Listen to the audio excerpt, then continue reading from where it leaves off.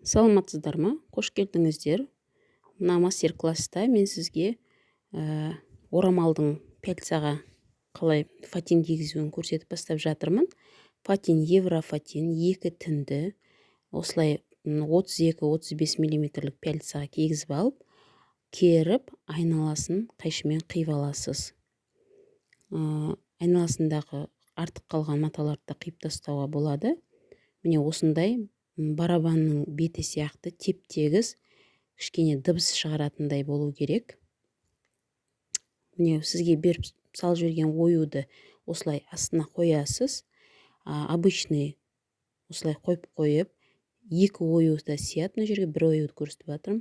Міне қарындашпен, кәдімгі жай қарындашпен сызып аласыз, түсіріп.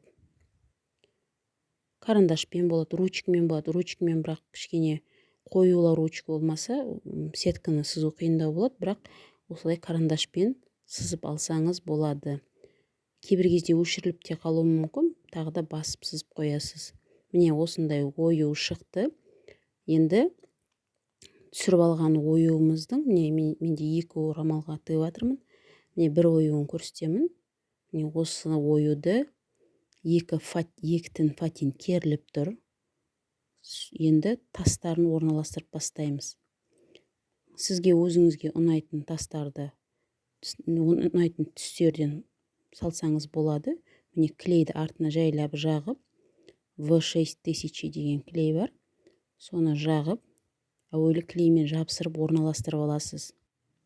Клейлеп алу себебіміз нық тұрып, қисық болмай, өзіңіз әуелі визуально келтіріп алу үшін клейлеп тігуге ыңғайлы болады. Міне осылай кристалдарды орналастырдық.